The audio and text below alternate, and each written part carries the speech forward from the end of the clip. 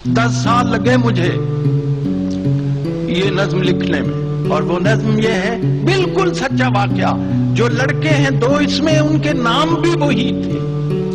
लड़के का नाम है बशीर, नज्म पंजाबी में बशीर।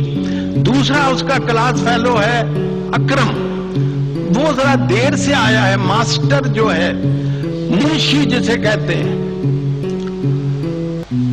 वो उससे पूछता है कि तू लेट क्यों है। एक्सप्लेनेशन उसकी काल होती है। और आज मैं आप लोगों की मौजूदगी में ये बता रहा हूं कि वो मास्टर मैं खुद था।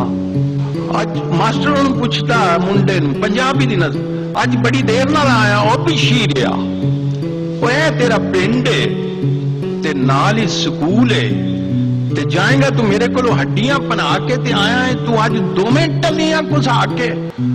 वो कहते मुंशी जी मेरी एक गल पहला सुन लो, मुंशी जी मेरी गल पहला सुन लो। अकर मैंने नेर जिहा नेरज पाया जे माई नू मारता है ते बड़ा डाटा मारता है।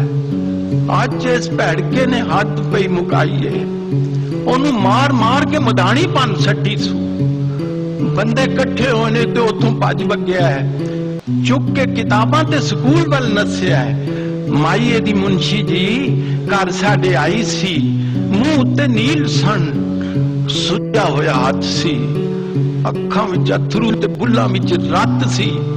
कहण लगी सोहणिया वे पुत्र बशीरिया, मेरा एक काम भी तू करियां झीरिया, रोटी मेरे अकरमे दी लई जा मदरसे।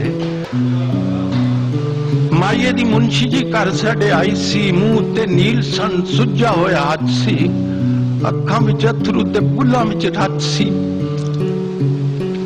कहण लगी सोहणिया वे पुत्र बशीरिया, मेरा एक काम भी तू करियां झीरिया, रोटी मेरे अकरमे दी लई जा मदरसे। अज फिर टुर गया मेरे नाल रुस के, घ्यो विच गुन के परौंठे उस पक्के ने, रीज नाल रिन्या सुवंडियां दा हलवा कोने विच बन के ते मेरे हाथ दित्ती सू।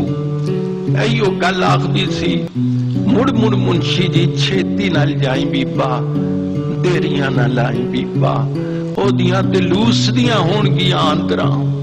भुखा पाना अज जो स्कूले टुर गया है, रोटी उन्हें दित्ती मैं भज्जा लगाया जे, अकर मैंने नेर जिहा नेर अज पाया।